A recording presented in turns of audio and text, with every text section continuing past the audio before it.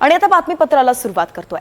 पंतप्रधान नरेंद्र मोदींवरती लाल किल्ल्यावरून देशवासियांना त्यांनी संबोधित केलं आणि 2047 पर्यंत आपल्याला विकसित भारताचं स्वप्न पूर्ण करायचंय असं आवाहन सुद्धा मोदींनी केलेलं आहे। त्याचसाठी तरुणांची जबाबदारी ही मोठी आहे असं मोदी म्हणाले आहेत। शिवाय नारी शक्ती वंदन विधेयकाला होणाऱ्या विरोधावरून पंतप्रधान मोदींनी विरोधकांवरती निशाणा सुद्धा साधलेला आहे। जनगणना करताना तरुणांनी ऑनलाईन पद्धतीने नोंदणी करत अचूक माहिती द्यावी असं आवाहन सुद्धा मोदींनी केलेलं आहे। एकंदरीतच अनेक महत्त्वाचे मुद्दे राहिले आहेत। मोदींच्या आजच्या या संबोधनाचे, आजच्या या भाषणाचे संपूर्ण देशवासियांना जवळपास त्यांनी तासभर संबोधित केलेलं आहे आणि अनेक मुद्दे त्यांनी उपस्थित केलेले आहे। यामध्ये तरुणांवरती त्यांचं विशेष लक्ष होतं, नारी शक्ती विधेयकावर सुद्धा त्यांचं विशेष लक्ष होतं, तर रोजगार आणि येणारा भारत कसा असणार आहे या संदर्भात सुद्धा त्यांनी संपूर्ण देशवासियांना संबोधित केलंय, काही आवाहन सुद्धा केलंय। हमने आधुनिक इंफ्रास्ट्रक्चर के लिए मेट्रो का विस्तार किया, हमने पब्लिक ट्रांसपोर्ट को ताकत दी, जिस स्पीड से काम, जिस स्केल पर काम किया, ये सब, ये रफ्तार, ये विस्तार, ये अचीवमेंट आजादी के बाद पहली बार पिछले एक दशक ने देखा है।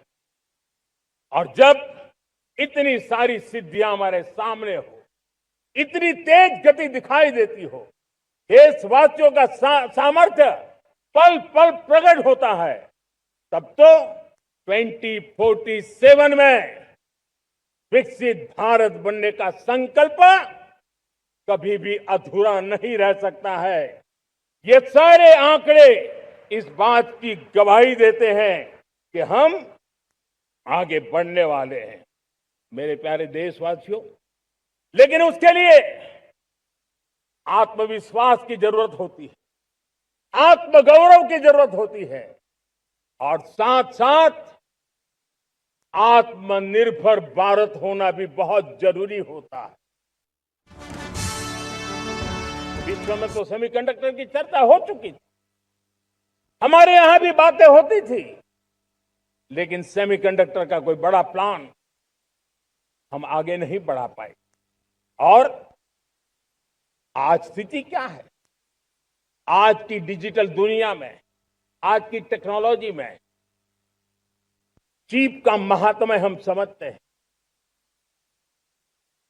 कोई भी इलेक्ट्रॉनिक गुड्स होगा, हमारे मेडिकल इक्विपमेंट होंगे, हमारे ट्रांसपोर्ट के रास्ते होंगे, हर किसी में चिप अनिवार्य है और इस चिप के बिना दुनिया थम जाए ऐसी स्थिति पैदा हो।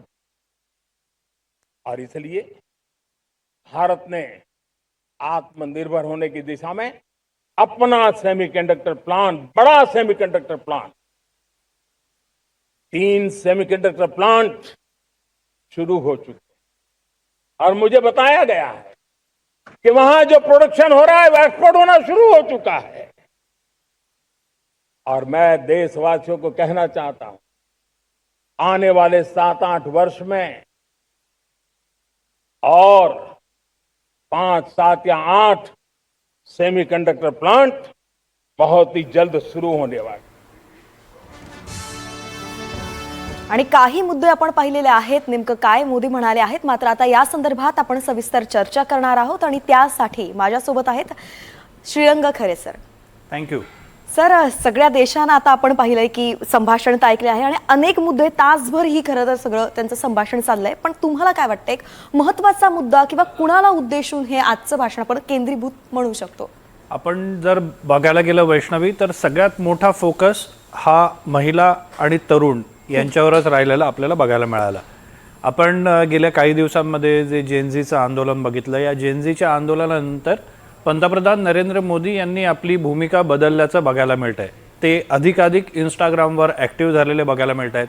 त्यांनी तरुण आपल्याकडे कसे आकर्षित होतील यासाठी सातत्यानं प्रयत्न करायला सुरुवात केलेली आहे। त्याची वेगवेगळी कारणं आहेत, मात्र सगळ्यात महत्त्वाचं यामागचं कारण आहे ते म्हणजे सामाजिक कारण आहे, जो त्यांनी उल्लेख केला की जनगणनेमध्ये तरुणांनी अधिकाधिक सहभागी होणं गरजेचं आहे। आता यामध्ये त्यांनी 2 बाजू सांभाळण्याचा प्रयत्न केला, एक सामाजिक जसं मी मगाशी उल्लेख केला आणि दुसरा तरुणांना या सगळ्या प्रक्रियेमध्ये समाविष्ट करून घेण्याचा त्यांनी प्रयत्न केलेला आहे। तरुणांना टेक्नॉलॉजी कळते, घरातल्या अनेकांना ती कळत नसते किंवा त्याच्यात काही क्लिष्ट बाबी असतात जी तरुणांना सहजपणे सोडवता येणं शक्य असतं, कारण त्यांच्याकडे आजकाल मोबाईल हातामध्ये आलेला आहे, त्यांना प्रॉब्लेम सॉल्विंगचं एक नवीन स्किल जे आलेलं आहे ते समजायला लागलेलं आहे. तर अशा परिस्थितीमध्ये जेव्हा एखादा तरुण आपल्या कुटुंबासोबत बसतो आणि फॉर्म भरण्यामध्ये काही अडचणी येत असतील तर त्या कशा सोडवता येतील याबद्दल मार्गदर्शन करू शकतो. जो पंतप्रधान नरेंद्र मोदींनी एक महत्त्वाचा मुद्दा उल्लेख केला की जनगणनेमध्ये अनेक साऱ्या गोष्टींचा समावेश असतो आणि त्याचा वापर देशातली धोरणं कशी असावीत, कोणत्या योजना असाव्यात, कोणासाठी योजना असाव्यात, त्या योजनांमध्ये नेमक्या कोणत्या कोणत्या बाबींचा अंतर्भाव व्हावा या सगळ्या गोष्टींचा एक विचार करणं अत्यंत गरजेचं असतं. त्यासाठी डेटा महत्त्वाचा असतो. ही माहिती जोपर्यंत अचूक मिळत नाही तोपर्यंत या योजना तयार करणं हे अत्यंत कठीण असतं.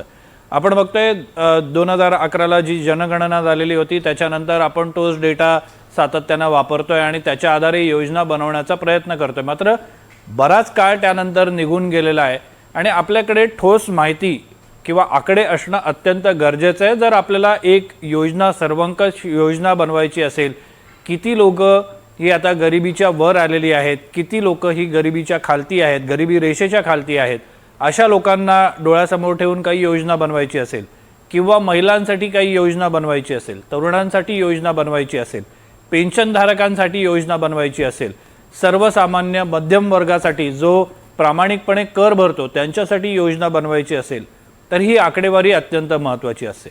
त्यामुळे मोदींनी आवाहन केलं आहे, पंतप्रधान मोदींनी आवाहन केलेलं आहे तरुणांना की जनगणनेमध्ये प्रत्येक माहिती ही अचूक पद्धतीनं कशी देता येईल यासाठी प्रयत्न होणं गरजेचं आहे, ज्यामध्ये तरुण पुढाकार घेऊ शकतात, मदत करू शकतात, कारण त्यांना मोबाईल हातामध्ये असतो.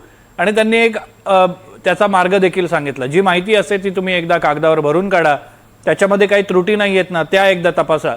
कारण अनेकदा काय होतं की सरकारी कागदपत्र भरत असताना आपण नाव चुकतं, कधी कधी स्पेलिंग मिस्टेक होते किंवा मग आपण बघतो की पत्ता चुकलेला असतो, तर मग त्याचा कुठे ना कुठेतरी फटका बसतो. तर ही त्रुटी राहू नये यासाठी पंतप्रधान मोदींनी हे आवाहन केलेलं आहे. दुसरं महत्त्वाचं म्हणजे की त्यांनी ऑलिम्पिकच्या दृष्टीनं एक लक्ष डोळ्यासमोर ठेवलेलं आहे. 2036च्या ऑलिम्पिकसाठी भारत हा एक मोठा दावेदार असू शकतो असं त्यांनी म्हटलेलं आहे, जे इन इटसेल्फ एक मोठं विधान आहे. कारण भारताने गेल्या अनेक वर्षांपासून प्रयत्न करायला सुरुवात केलेली होती आणि ऑलिम्पिक ही सगळ्यात मोठी स्पर्धा असते, सगळ्या जगाचं त्याकडे लक्ष लागलेलं असतं, सगळे देश त्यामध्ये सहभागी होत असतात.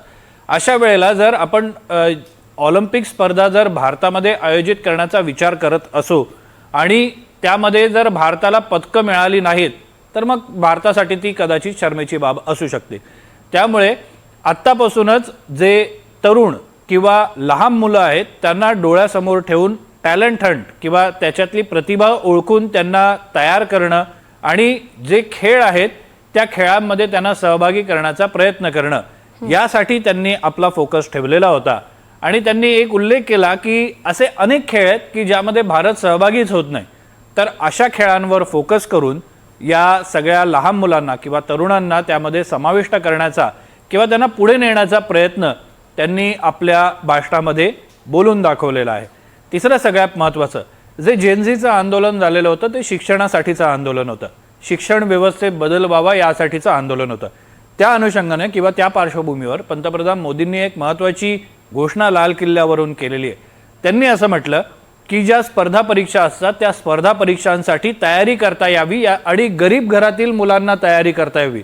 गरीब घरातील किंवा ज्यांच्याकडे आर्थिक परिस्थिती चांगली नाही आहे अशा तरुणांना त्या स्पर्धेमध्ये सहभागी होता यावं यासाठी ऑनलाईन कोचिंगची एक व्यवस्था निर्माण करण्याचा प्रयत्न केला जाणार आहे, जी निशुल्क असेल. त्याच्यामध्ये जे तज्ज्ञ मंडळी असतील किंवा तज्ज्ञ शिक्षक असतील त्यांचं मार्गदर्शन मिळेल, चांगलं स्टडी मटेरियल मिळेल, ज्याद्वारे स्पर्धा परीक्षेमध्ये अधिकाधिक तरुण पुढे यावेत किंवा त्यांना कोणताही त्रास होऊ नये यासाठी एक फ्रेमवर्क किंवा एक ढाचा तयार करण्याचा पंतप्रधान नरेंद्र मोदी यांनी आपल्या भाषणामध्ये सूतोवाच करून दाखवलेला आहे. आणि सगळ्यात महत्त्वाचं म्हणजे त्यांनी महिलांवर देखील फोकस केलेला आहे. नारी शक्ती वंदन विधेयक ज्याचा गेल्या अनेक दिवसांपासून उल्लेख चालू आहे, संसदेमध्ये ते मांडण्याचा प्रयत्न झाला, मात्र पुरेशा संख्याबळाच्या आधारे ते पास होऊ शकलेलं नाही. आता त्यांनी लाल किल्ल्यावरून सगळ्या राजकीय पक्षांना आवाहन केलेलं आहे की तुम्ही सगळ्यांनी या विधेयकाला पाठिंबा द्यावा, जेणेकरून या महिलांना देखील योग्य प्रतिनिधित्व मिळेल, त्या मुख्य प्रवाहधारेमध्ये अधिक प्रभावीपणे काम करू शकतील. 33% आरक्षणाचा हा प्रस्ताव आहे. विधानसभा निवडणूक असेल, विधानसभा असेल किंवा लोकसभा असेल, या दोन्हीमध्ये त्यांना योग्य प्रतिनिधित्व मिळावं यासाठी हा प्रयत्न आहे. त्यामुळे पंतप्रधान नरेंद्र मोदी यांचा प्रामुख्यानं फोकस हा तरुण, महिला यांच्यावरच राहिलेला आहे. त्यांनी आपल्या भाषणामध्ये भारतासमोर कोणकोणती आव्हानं होती, भारत कशा कशा संकटातनं पार होत आत्तापर्यंत आलेला आहे, मग करोनाचं संकट असेल किंवा युद्धामुळे जे संकट आपल्यावर ओढवलेलं होतं ते संकट असेल, इंधन दरवाढीचं संकट असेल, टंचाईचं संकट असेल, या सगळ्या संकटांचा त्यांनी आपल्या भाषणामध्ये एक गोषवारा सांगण्याचा प्रयत्न केला. मात्र तरीही भारत हा मजबूत आहे, आर्थिकदृष्ट्या मजबूत आहे आणि तो पुढे जाण्याचा प्रयत्न करतोय आणि त्याला काही लोक पाठी खेचण्याचा प्रयत्न करतायत, त्याच्यामध्ये राजकीय काही लाभ असू शकतात असं देखील त्यांनी उल्लेख केला आपल्या भाषणामध्ये. मात्र या सगळ्याचा अडथळा पार करून भारताला पुढे जायचं आहे, एक विजन त्यांनी डोळ्यासमोर ठेवलेलं आहे आणि तेच विजन त्यांनी लाल किल्ल्यावरून संपूर्ण देशासमोर मांडण्याचा प्रयत्न केला. वैष्णवी, अर्थातच श्रीलंका सर, ज्या पद्धतीने तुम्ही सांगितलं की महिला आणि तरुण, तर यामध्ये महत्त्वाचा फोकस होतेच, पण यात एक महत्त्वाचा मुद्दा जो गेल्या त्यांच्या 13 वर्षांच्या भाषणात आपण पाहतोय की विकसित भारत 2047 हा जो त्यांचा एक मुद्दा आहे आणि आत्मनिर्भर भारत, ह्या दोन संकल्पना ते नेहमी सातत्यानं पुढे ठेवतात. यावेळी सुद्धा तेच म्हटलं आणि त्यांनी यावेळी डिजिटल इंडियावरती जास्त फोकस केलाय. प्लस त्यांनी सेमीकंडक्टर, 6G असेही मुद्दे मांडलेत. रोजगाराचा मुद्दा आणताना त्यांनी हे डिजिटली किंवा जशा पद्धतीने आपल्याला मोठे इंडस्ट्रीज आणायचे याबद्दल बोललेत. हे थोडं सविस्तर आपल्या प्रेक्षक. आता याच्यामध्ये जर वैष्णवी आपण बघितलं तर आणखी एक मुद्दा तरुणांसाठी त्यांनी सादर केलेला आहे. तो मुद्दा आहे तो म्हणजे एआयचा. 1 कोटी तरुणांना एआयचं प्रशिक्षण देण्याचं त्यांनी सुतोवाच करून दाखवलेलं आहे. डिजिटल इंडियाचा हा एक मोठा भाग असणार आहे, कारण आपण सगळेच जण जाणतो की एआय हे फ्युचर आहे आणि जर एआय हे जर फ्युचर असेल आणि आपण बघतो की ज्या प्रमुख IT कंपन्या आहेत त्यातले प्रमुख पदाधिकारी हे भारतीय आहेत. भारतामध्ये अपार टॅलेंट आहे आणि हे टॅलेंट जर आपल्याला आणखी मोठं करायचं असेल तर त्यासाठी एक योग्य प्लॅटफॉर्म देणं गरजेचं आहे, त्या सगळ्या प्रतिभेला वाव देणं गरजेचं आहे. त्यामुळे त्यांनी मगाशी जसं मी उल्लेख केला की ऑलिम्पिकसाठी एक प्रतिभा शोधून काढण्यासाठी त्यांनी मोहीम सुरू करण्याचं सुतोवाच केलं. तसंच IT किंवा AI मध्ये जी प्रतिभा आहे ती शोधून काढण्यासाठी देखील एक त्यांनी सुतोवाच केलेला आहे. आत्मनिर्भर भारताचा जो तू उल्लेख केलास की आत्मनिर्भर भारताचं स्वप्न त्यांनी बघितलेलं आहे. 2047 पर्यंत ते विकसित करण्यासाठी त्यांचं एक रोडमॅप त्यांनी मांडण्याचा प्रयत्न केला. याच्या मागची कारणं देखील त्यांनी आपल्या भाषणामध्ये समजावून सांगण्याचा प्रयत्न केला. जेव्हा केव्हा भारतावर संकट आली, खास करून करोनाचं संकट असेल किंवा युद्धाचं संकट असेल, इंधन टंचाईचं संकट असेल, या संकटांमध्ये भारताची अर्थव्यवस्था ही मजबूत राहिली. इतर देशांच्या तुलनेमध्ये भारत हा मजबूत स्थितीमध्ये होता. त्याला वेगवेगळी कारणं आहेत. मात्र पंतप्रधान नरेंद्र मोदी यांनी भारताची मजबूत आर्थिक स्थिती का आहे याचं कारण विशद करून सांगताना असं म्हटलं की भारताने हे आधीच संकट ओळखलेलं होतं आणि त्यामुळे आत्मनिर्भर भारत हे आपण एक भूमिका डोळ्यासमोर ठेवून वाटचाल करणार असल्याचं त्यांनी सुरुवातीपासून सांगितलेलं आहे. डिफेन्स सेक्टर असेल, फार्मा सेक्टर असेल, IT सेक्टर असेल किंवा अन्य सेक्टर्स असतील, या सेक्टर्समध्ये भारतामध्येच अनेक उत्पादनं तयार व्हावीत, भारतासाठी तयार व्हावीत आणि ती इतर देशांना आपण निर्यात करता यावं इतकी क्षमता आपल्यामध्ये निर्माण व्हावी, यासाठी आपण प्रयत्न करत असल्याचं त्यांनी सांगितलेलं आहे. जो त्यांनी उल्लेख केला सेमीकंडक्टर क्षेत्राचा, सेमीकंडक्टर हे सध्याच्या घडीला अत्यंत महत्त्वाचं सेक्टर आहे आणि त्याची निर्मिती भारतामध्ये होणं हे अत्यंत गरजेचं आहे आणि ते अत्यंत निर्णायक देखील ठरणार आहे. कारण अनेक देश असे आहेत जे सेमीकंडक्टर निर्मिती करून, निर्यात करून मोठे झालेले आहेत. आज त्यांना जगाच्या नकाशावर महत्त्वाचं स्थान आहे. भारताला देखील हे स्थान मिळवण्याची एक संधी निर्माण झालेली आहे आणि ही संधी कशामुळे निर्माण झाली तर हे आत्मनिर्भर भारताचं जे धोरण भारताने अवलंबलेलं आहे त्यामुळे निर्माण झाल्याचं पंतप्रधान नरेंद्र मोदी यांनी सांगितलेलं आहे. अर्थातच आपण त्यांचे अनेक मुद्दे पाहिले आणि अगदी त्यांनी विरोधकांवरती निशाणाही साधला नारी शक्ती विधेयकावरून. का गरजेचं आहे हे सांगण्याचा त्यांनी हा चान्स जो आहे तो सोडला नाही असं आपण म्हणू शकतो.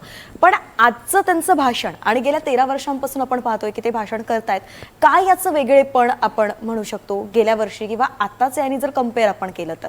दरवर्षीच्या भाषणापेक्षा वेगळं काय हे सांगण्यापेक्षा त्यांनी एका गोष्टीमध्ये सातत्य कशाचं ठेवलंय हे आपण बघणं गरजेचं आहे. त्यांनी सातत्य कशाचं ठेवलं? शेतकरी, तरुण, महिला, रोजगार या 4 मुद्द्यांवर त्यांनी आपला सातत्यानं भर ठेवण्याचा प्रयत्न केलेला आहे. यंदाच्या भाषणामध्ये देखील आपल्याला तेच बघायला मिळतंय. शेतकऱ्यांचा त्यांनी उल्लेख केला की जगाच्या पातळीवर खतांच्या किमती वाढतायत, मात्र भारतामध्ये आपण त्या किमती स्थिर ठेवण्याचा प्रयत्न करतोय. उद्योगांचा त्यांनी एका अर्थाने IT सेक्टर असेल किंवा सेमीकंडक्टर इंडस्ट्री असेल त्याला स्पर्श करण्याचा प्रयत्न केला. महिलांबद्दल आणि युवकांबद्दल तर आपण आधी बोललेलोच आहेत की त्यांनी फार विस्तारानं बोललेलं आहे आणि त्यांनी एक रोडमॅप डोळ्यासमोर ठेवलेला आहे, ज्या रोडमॅपमध्ये महिला आणि तरुण हे 2 महत्त्वाचे पिलर्स असणार आहेत. अर्थातच. श्रीरंग सर, धन्यवाद. अगदी सविस्तरपणे आपण मोदींचं हे भाषण उलगडून सांगितलं आहे. चौफेर एकंदरीतच जर आपण त्यांना पाहिलं तर त्यांनी सगळ्या बाजू मांडलेल्या आहेत. केवळ तरुण नाही तर प्रत्येक पिढीला लक्षात ठेवून, प्रत्येक वर्गाला लक्ष ठेवून त्यांनी आजचे भाषण आणि मुद्दे उपस्थित केले आहेत.